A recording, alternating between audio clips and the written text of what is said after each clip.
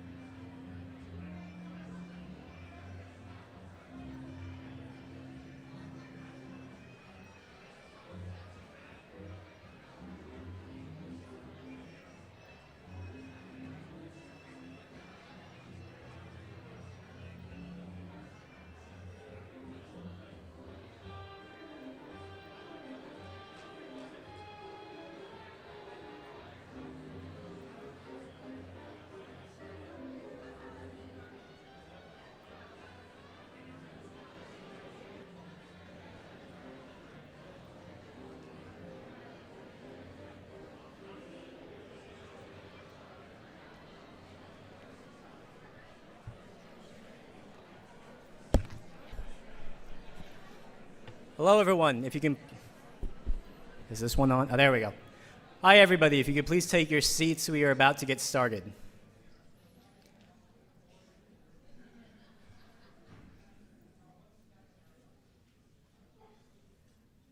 All right. Once again, if anybody needs to, restrooms are located in the back through the double doors. Handicap accessible ones are on this floor. If anybody needs to use other ones, please make your way down the stairs. But without further ado, we welcome you to the 2026 Day of Remembrance Los Angeles. We thank you for joining us here at LA Hampahangwanji Buddhist Temple, and we thank the temple, its staff, and all the volunteers today for allowing us to host our event here once again and for helping put this event on. Before we begin, we want to recognize that the temple, our entire Little Tokyo community, and the land that we currently occupy are unceded territories still occupied and cared for by the Tongva and Chumash peoples, as well as other indigenous peoples in this land. We honor and pay respects to their elders and their descendants as they continue to steward the land and care for it as they have in eons past.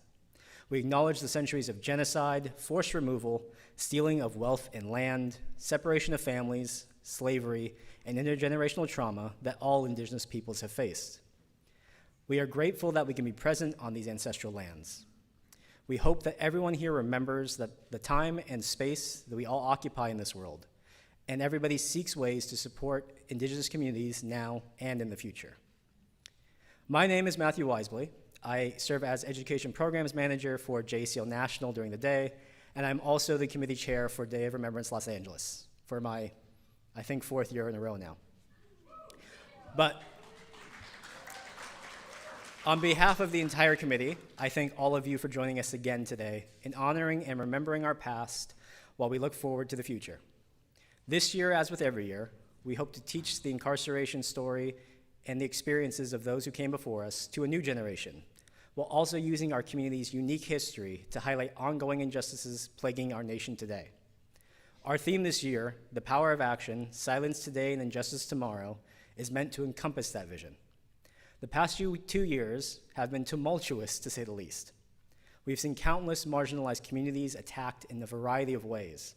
We have seen our own history as Japanese Americans attempt to be erased, as the legacy of our Nikkei veterans was silently taken down from the US Army webpage, alongside the history of several other highly decorated, segregated units.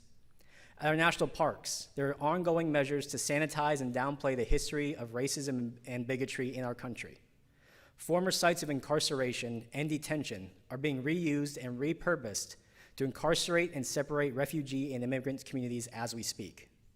Little Tokyo and much of our community here in Los Angeles have faced numerous acts of violence as federal agents carry out daytime and nighttime raids looking for immigrants to detain and deport.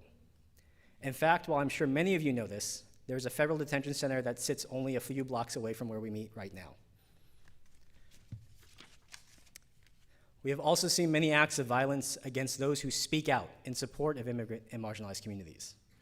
We remember the lives of Renee Good, Alex Preddy, Dr. Linda Davis, and dozens of others who have been killed or died while in custody or by direct actions of federal agents. But people are speaking out and speaking up in communities across the nation, in Minneapolis, in Portland, New York City, and especially right here in Los Angeles. People from all walks of life are taking a stand against what is happening. Our community knows all too well a time when others did not speak up or stand up to support us. And because of that, it is why we have made a commitment as a community to support all those in need, to use our story, our history, to support and fight injustice wherever it may be. So let us remember that not only today, but every day. We have a voice, we have an opportunity to stop injustice, hatred, violence, bigotry, and fascism. Let's use it. I hope today inspires you not to be silent, which I doubt that you are, considering that you're here joining us. But I hope that it inspires you to do more and to share with others ways that you and they cannot remain silent. Let us take action today so that we prevent that injustice tomorrow. Before we look ahead, let us remember our past and the ancestors who paved the way for us. We turn now to our annual camp roll call, which will be recited by Elizabeth Morikawa and Lisa Akiyama Robinson. Thank you all for joining us today and for supporting Day of Remembrance Los Angeles.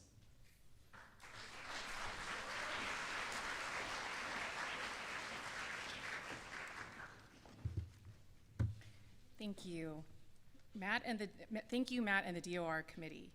Each year, we are reminded of the need to honor their enduring legacies and stories of those who experienced America's concentration camps firsthand during World War II.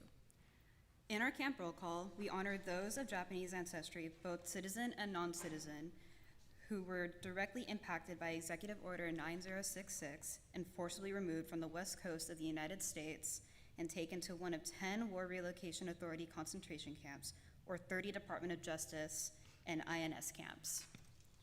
We now invite the representatives from local Boy Scout troops and volunteers to begin the procession of camp banners. This year, the Scouts will be accompanied by a survivor of the camp they stand by, who knows firsthand the importance of remembering what happened and ensuring that it never happens again. The War Relocation Authority concentration camps.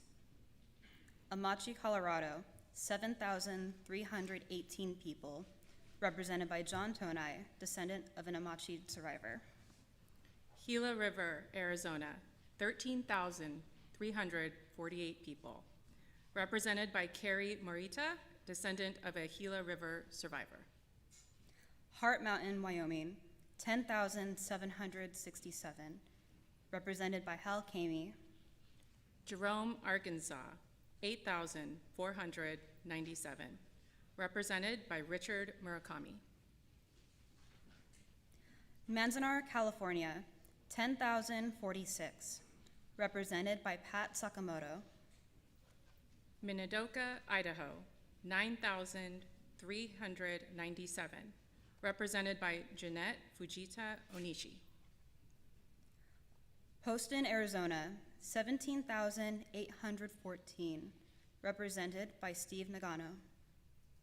Roar, Arkansas, 8,475, represented by Kaz Tanaka. Topaz, Utah, 8,130, represented by Esther Taira and Willie Ito. Tule Lake, California, 18,789, represented by Susie Katsuda. The 100th Infantry Battalion, the 442nd Regimental Combat Team, and the Military Intelligence Service, represented by Kiana Seki. Department of Justice Camp, Crystal City, Texas, represented by Mamoru Ohashi. Tuna Canyon Detention Center, Los Angeles, California, represented by James Okazaki.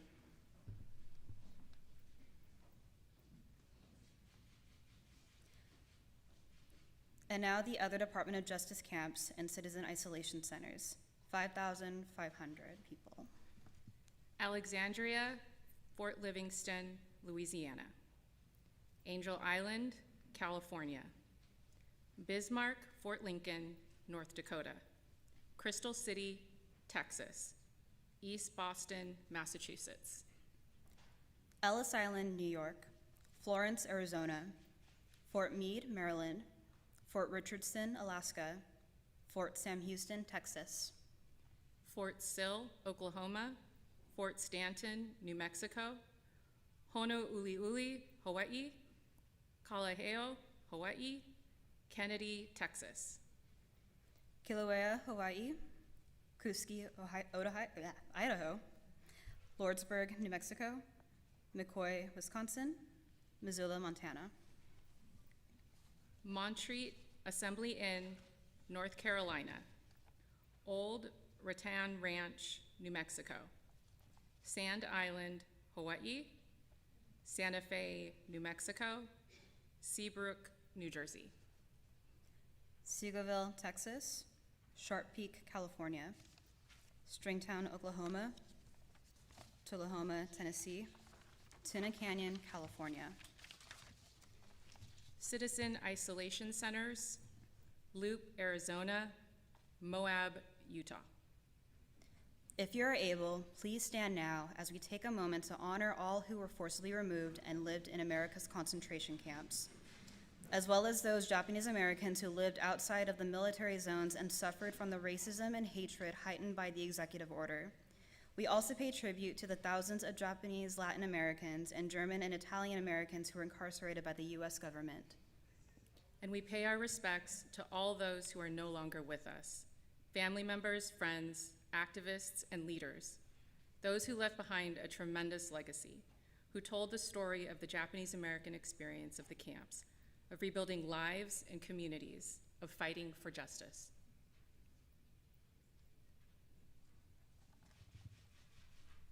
Thank you. You may now be seated.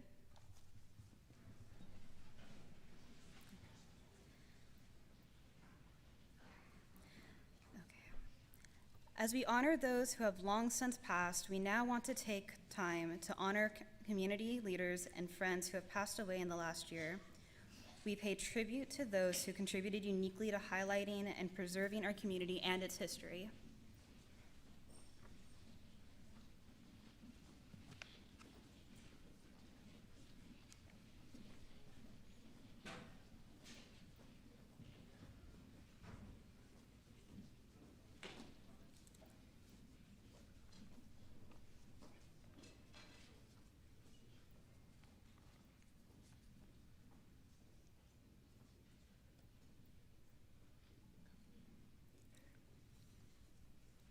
Robert Nakamura, Alan Simpson, Arthur Art Hansen, Yosh Nakamura, Kai Lee Sandoval, Kanji Sahara, Frank Chuman, Marsha Izumi, Kari Hiroyuki Tagawa, Barbara Kami, Dwight Chuman, Linda Guthrie, Amy Murakami Shimizu, Ken Mochizuki, George Sugimoto, Kent Wong, Kathy Jefferson Bancroft, Doug Urata, Mary Yamasaki, Jesse Jackson, Andy Kimura. We extend a special thank you to the Rafu Shimpo for documenting and preserving the legacy of these community leaders, friends, and many more. Before we close in our in memoriam, we want to take a few moments to honor someone we lost who was especially dear to us as a Day of Remembrance committee member. We now invite Joy Yamaguchi to join us on stage as we pay tribute to Andy Kimura.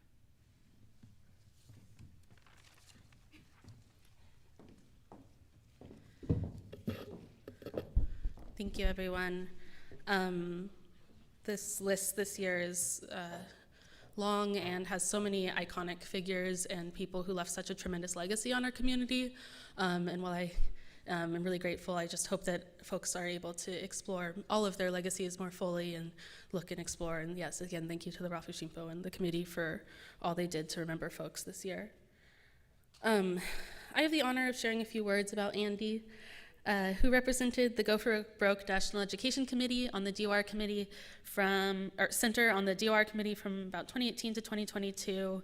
And when I was thinking about what to share, I reached out to some of her friends. So I just want to say thank you to Kristen, Mia, Scott, Stephanie, Kisa, Carrie, Richard, and others for letting me use some of your words today. So there are many of the community that are up here with me. Andy and I became friends when we were both working at JANM before she moved to Go for Broke. and then the Hammer Museum, and I always admired her drive, as someone also in museums, to make museums more equitable places for learning and social change. And when we were on the DOR committee together, I appreciated how she kept us on track and set up systems and spreadsheets and always was down for a little bit of useful gossip. Committee member Richard Katsuda was Andy's teacher for both 2nd and 6th grade at Saishin Dojo.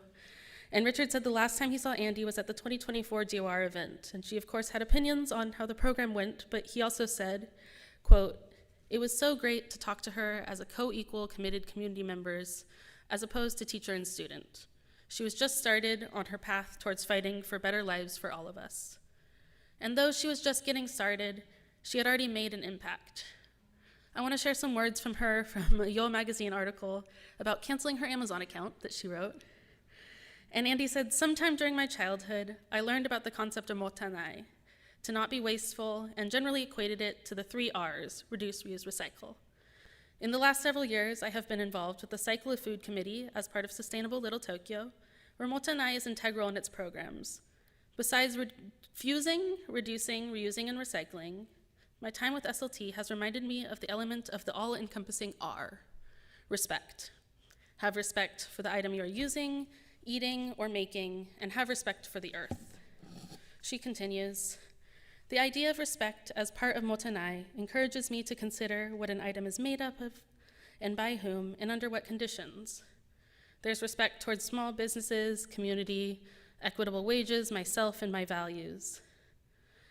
And Andy didn't just preach about her values, she lived them. She inspired people just by doing the right thing. Her friends remember her kind of jingling through Little Tokyo with her reusable cup and straw and ohashi and napkin.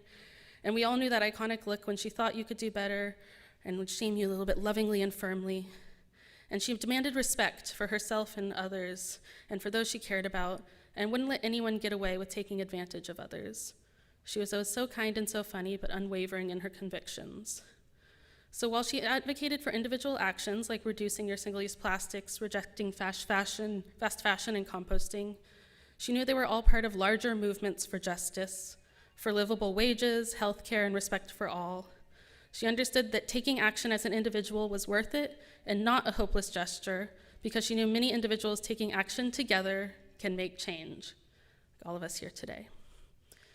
So when we think about Andy and this year's theme, the power of action, silence today, and justice tomorrow, we can think about her fierceness when speaking out, how her refusal to be silent on her values built a foundation for a sustainable, hopeful future, and how she moved all of us through her actions towards better care for each other, the neighborhood, and the planet. So I'm gonna end here, because if there's one thing we both agreed on, is that DOR programs could always be like a little bit shorter. But I hope that you can continue to reflect on today's theme, and that you make a commitment to one tangible thing that you can do today. We have a Sustainable Little Tokyo table, which is the chair of the Cycles of Food Committee. So you can learn about composting, bokashi composting. You can add your name to the fight against gentrification in mega malls here in Little Tokyo, or even just visit one of her favorite businesses here in Little Tokyo. Big shout outs like Aze, Far Bar, Cafe Dulce, Rafubusan, and all their delicious vegan options as well. But I just want to make a call. You're going to hear so much more today through all of the wonderful program we have coming up. But I hope that you continue to reflect on this theme and what you as an individual can do and what you can do with others, and be fierce and uncompromising and living your life with your values leading the way. So with that, thank you so much for letting me take some moments. And I want to bring up our next committee member, Jenny Chomori, who will be introducing our next special guest. Thank you.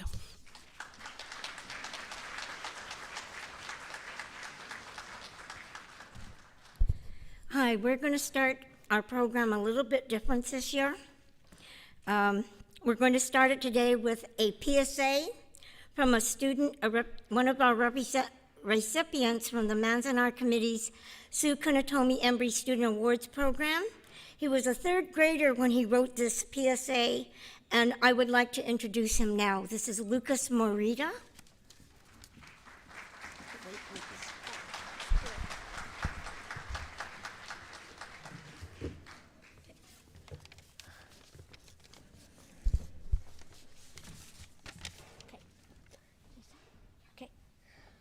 Attention, this is a public service announcement.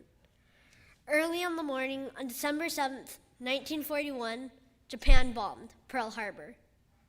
This may not be breaking news to you, but what I'm about to tell you may be. After the bombing of Pearl Harbor on the west coast of the United States, 120,000 Japanese and Japanese Americans were taken from their homes and businesses. They had to give up everything they owned and could only take what they could carry. Any other property, including pets, were left behind. Just to show their loyalty to the U.S., many burned special items from their Japanese heritage, including pictures, kimonos, and letters from friends and relatives in Japan.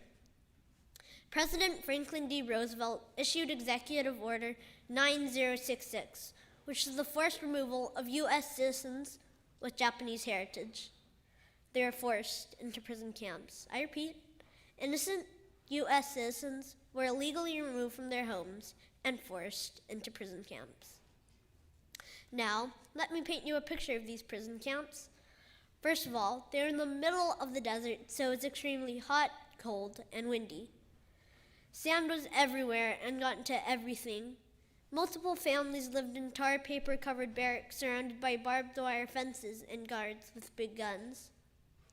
Prisoners had no privacy and had to use public toilets with no walls. Prisoners also had to sleep on beds made of thin material and straw.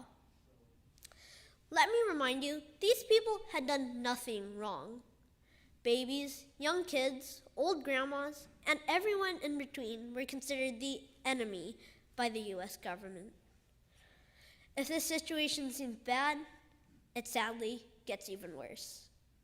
The American government wanted to see which of the prisoners were loyal to the U.S., so they gave them a questionnaire. One question was, would you fight in the U.S. military? Another question was, would you give all loyalty to the U.S. and give up any loyalty to Japan?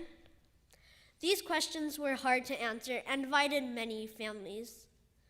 The men who answered yes were sent to fight for the same country that imprisoned them and their families. Since Japanese Americans still could not be trusted, they were put on separate combat teams to separate them from the rest of the American soldiers. The inmates who answered no, however, were sent to even worse prison camps, where army tanks controlled over the prisoners. What would you do in this situation? Would you fight? Would you feel loyal to the same country that has imprisoned you and your family? This really did happen to many people, including your families and my own. My grandpa, Baba, who is here in the audience today, was born in a prison camp. His family suffered greatly and lost so much. His mom, my great-grandma, got sick due to the bad living conditions in the camp. My great-grandpa served in the U.S. Army while his wife was behind barbed wire. My mom always tells me to learn from my mistakes. Locking up innocent U.S. citizens was a mistake. We can ignore this dark time in our history, or we can learn from it. Only then can we do better and get stronger in the future. My name is Lucas Morita, and this has been a public service announcement. Do not let history repeat itself. Thank you.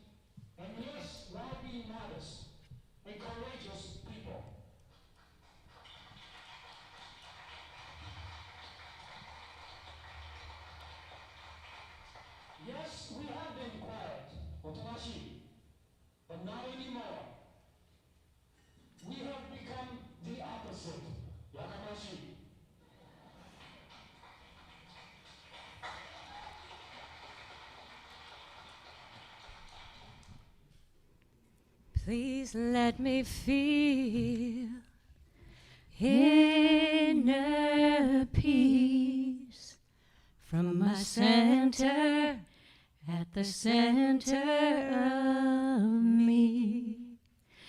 Please let me feel inner peace from my center at the center of me.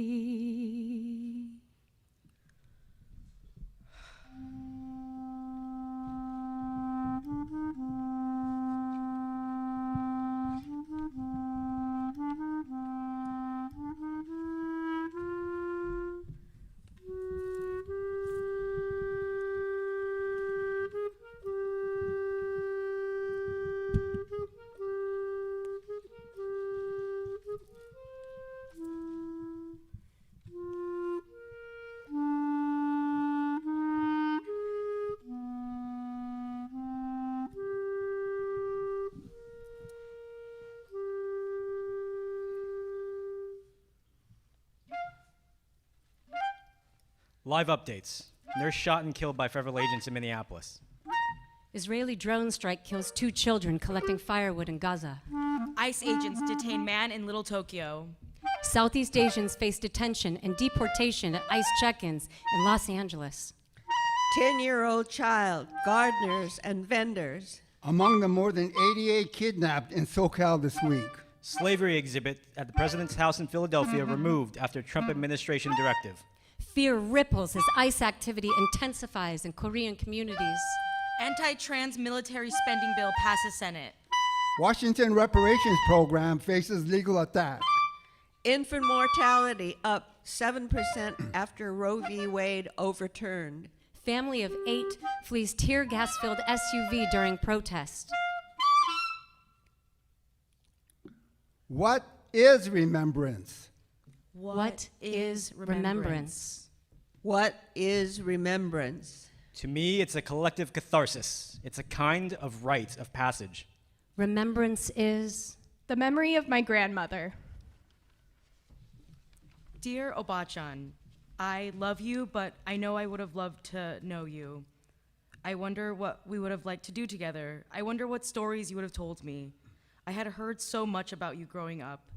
The stories were always about how you loved to be on stage, how you loved to be a star, how you loved to sing, and how you liked to make clothes. I always wanted to learn how to make clothes.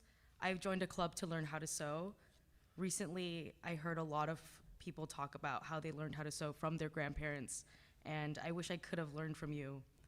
When I was cleaning through the attic of my dad's childhood home years ago, I found all of your scraps and old patterns. You made clothes for yourself, you made clothes for your husband, you made clothes for your kids. I know you were a very fashionable woman, but I know you did it out of necessity because it was cheaper. Having 6 kids sounds like a challenge, but one you took on because I think you had hope for the future. Your 6 kids always talked about how you and Ji-chan were in the camps. They never really got specific about it, but as I got older, I learned about what camp was, what our family had to go through. Because of you, I am alive today, and because of you, I know that I can be a strong, tiny woman. I know that I can be a star because you carried yourself so brightly, even after everything the world put you through. Thank you, Bachan. Love, Dina. remembrance is a song in my heart. Dear Grandpa, I think of you from time to time and always remember you as laughing and smiling. You made me feel like I was the most cherished grandchild. There was nothing I could do or be if I wanted to. During World War II, our family was imprisoned at Hart Mountain, Wyoming concentration camp. There you served as a block warden. I was on the camp council and was a church leader. Returning back to Los Angeles, you were the Japanese-speaking lay minister to the Japanese-speaking Issei at Hollywood Independent Church. Church parishioners always spoke to you with deference. I respected you so much because you were a warm and caring community leader. I was so sad when you passed away. I remember it was summer, and I just returned from Mount Hermon, a Christian youth camp. I was told that you had a heart attack and gravely ill.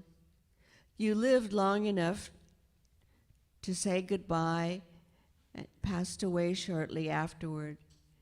Did you know that I found a copy of your autopsy? Did you know that the doctor who did yours was the famous Thomas Noguchi, who was known as the coroner of the stars? Maybe I'll meet you in heaven. Wouldn't that be nice? Love, B. Remembrance is requiem. Remembrance is my body on alert. We've shown too much respect, too much deference for too long. That's over now, from here on out. Remembrance is a reckoning. Dear Mom, so now you're 106. You're still so strong, maybe because of how tough your life has been. As a Kibei, born in the US and sent to Japan for your education, you have had to endure so many difficulties. I learned from your strength. You taught me not through words, but by example. Your simple and humble presence showed me that life can be totally fulfilling through quiet respect for all, no matter their color or station in life. Your Japanese ways as a Kibei silently grounded me, although I couldn't feel it in my early days. For as a young kid, I resented that you forced me to represent you with school officials or other business officials.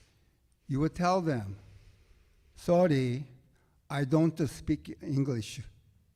I would think, why don't you learn to speak English?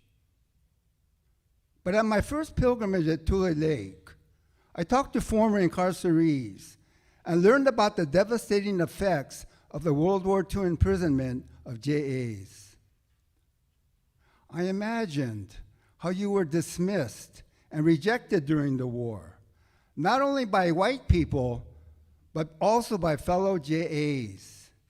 Nisei who thought you were too Japanesey because they desperately wanted JAs to appear totally American. I resented those JAs who made you feel unwanted and put down in your own community.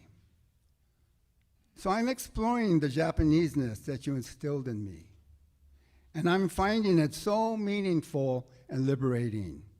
And now I treasure every word of Nihongo that you speak.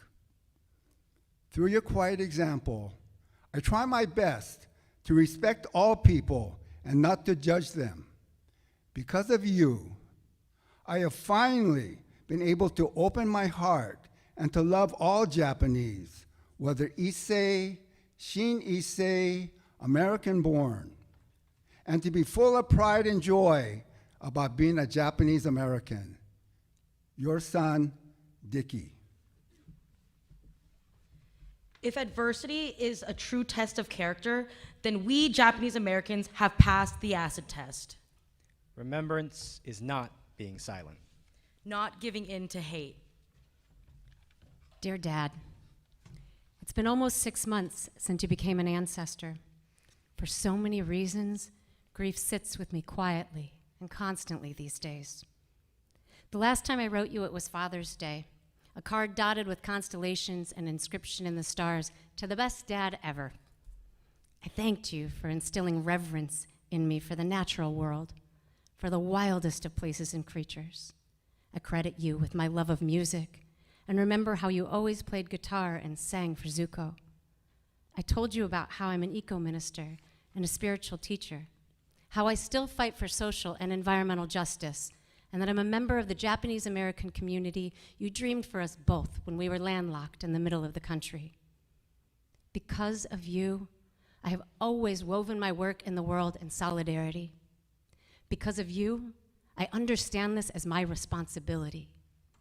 As a descendant of incarcerated children and elders who died behind barbed wire, you taught me that it was my birthright to take on the systems of domination and dehumanization that our nation was founded on.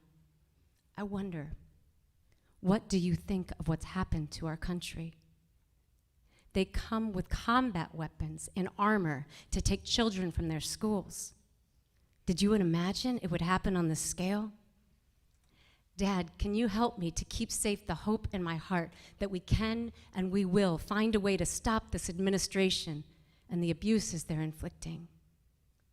Dad, you were a democratic socialist, a long-haired hippie pacifist who carried signs and sang songs of peace.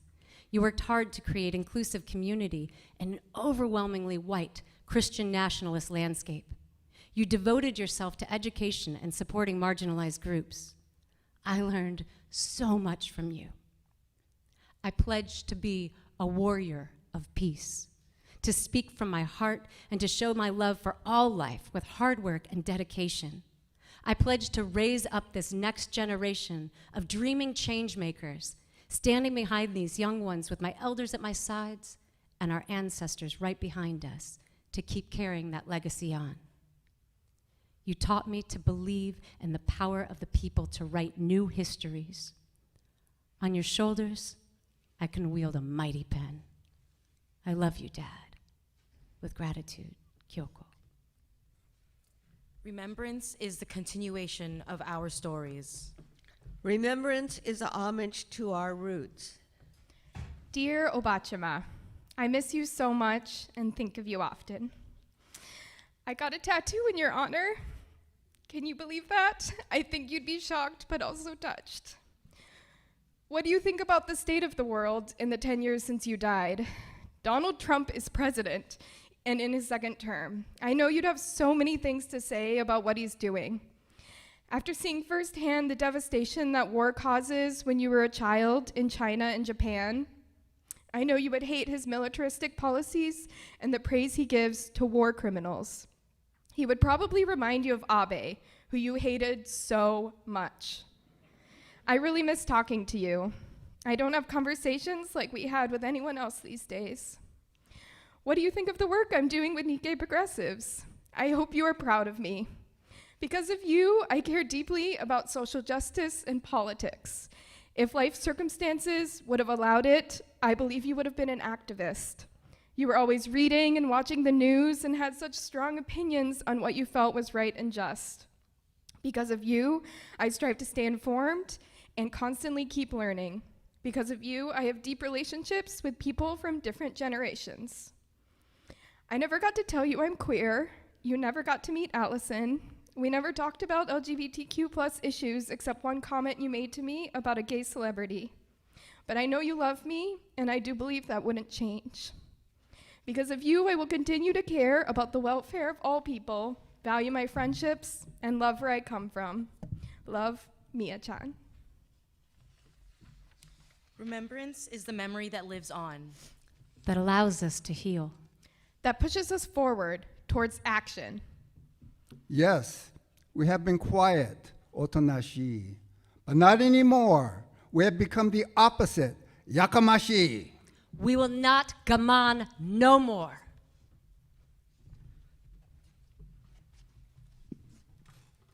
To my ancestors, because of you, I wonder what you would do in this current moment, or what advice you would give me. We all live in scary times. I know that you went through all that you did, all those experiences in the past, so that my generation and I would not have to. Yet, here we are again. It is because of you that I know I cannot stand idly by while millions are at risk. People not that dissimilar to us, or in some cases exactly like us. I know you were part of movements and moments that forever changed our history, but we are living that same history again now. The enemies are not at the gates. They have been within them the entire time. In fact, they're the ones who built the gates to keep us out. And they spread lies and disinformation that they needed to be built to keep us out. They didn't want us to exist. They didn't want us to have a place in this nation. You made it through these gates, and you fought back against them. but now they're trying to force us out and close the gates for good. Lend us your strength and wisdom and power and humility. Let us fight this fight once again, hopefully for the last time. Give this to us so that we may finish what you had started. Because of you, I'm committed to fighting for the ideals of this nation, to truly be for liberty and justice for all. Onwards, Matthew. Remembrance is the connection between our stories. Between past and present. Remembrance is gathering, eating, Laughing alongside our ancestors. Dancing at a bon with immense pride and joy. Remembrance is loud and disruptive. Remembrance is a pledge of action now. Remembrance is a promise to our future. Remembrance is a rite of passage. Of collective catharsis. Of taking action together. Of breathing together. Dancing together. With all who came before. and all who will come next. And we pledge to keep our memories. Hold our ancestors close. Move forward together. And practice a future of peace. And love. And joy. joy. Now.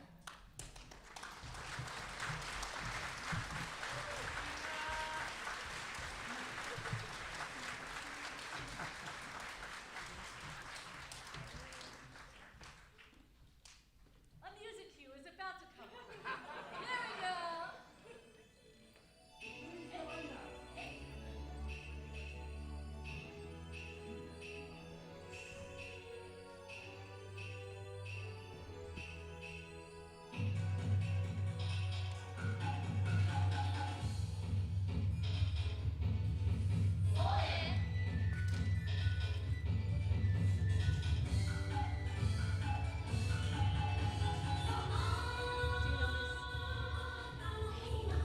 No, I'm not gonna do it.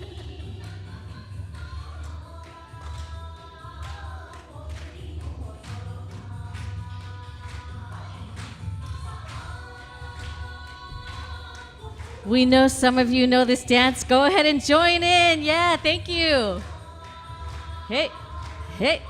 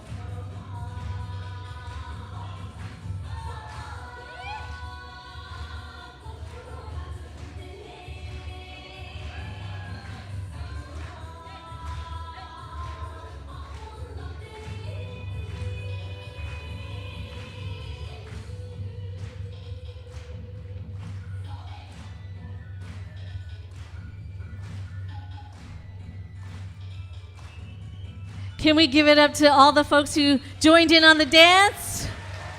Let's give it up to our DOR performance team.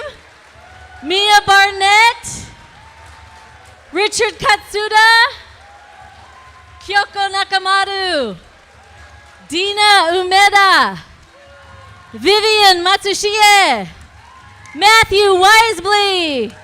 Come up and take a bow. Juan Lee, our stage manager, our rock. Woo! Hey. One more bow. Take a bow. Hey.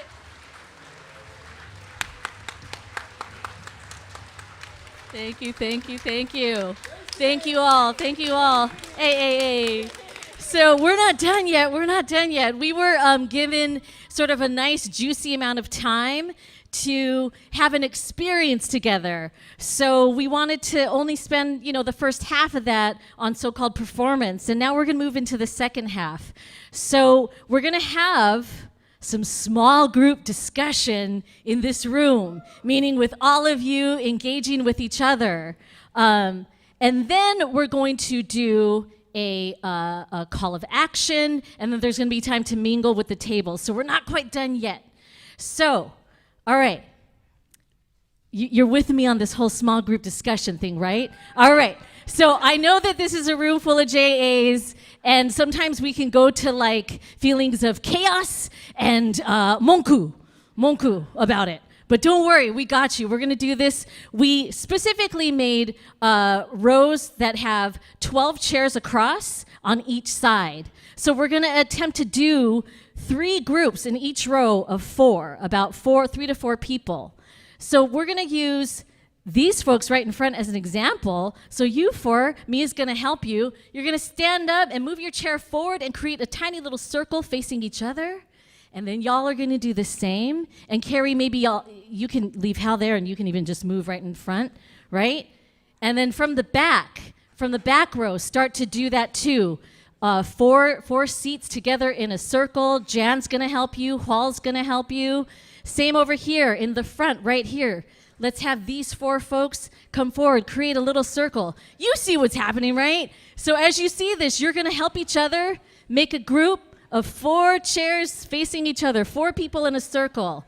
Go ahead. I know you can do it. We believe in you. We believe in us. We can make this happen. All right.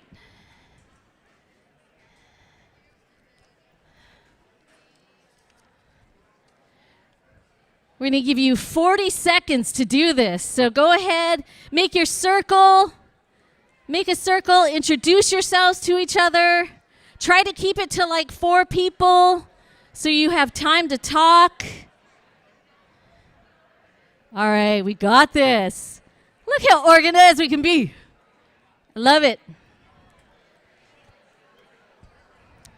All right, we're getting there. We have most of the folks on the house left side. All right, we're there. Let's give some help to this middle section over here. Are they getting it? Yeah, we're almost there. Look how fast we got this. Wonderful. Woohoo! All right. So first group exercise, when you hear me say rainforest, we're all going to go shh. So rainforest, shh. Yeah, all right. Awesome. All right. I would ask you to give yourselves a round of applause, but, we're going to get noisy again. So we're going to move into 2 rounds of small group discussion. You ask, why are we doing this? The reason why we are doing this is because we know that the folks in this room are already caring, some are engaged, are active, are curious to possibly be more active, are already like veteran activists. There's a whole lot of experience in this room. So we want to honor the experience, the activity, the engagement, the wisdom that is already in this room. Yeah? We know you don't want us just like talking at you the whole time. So this first prompt, we kind of wanted to connect the themes of the performance, the theme of this DOR, which is the power of action. So this first round, you'll have about like 2 minutes each to talk. So the prompt is, one ancestor I am remembering today is. So give you like a couple seconds to think about that.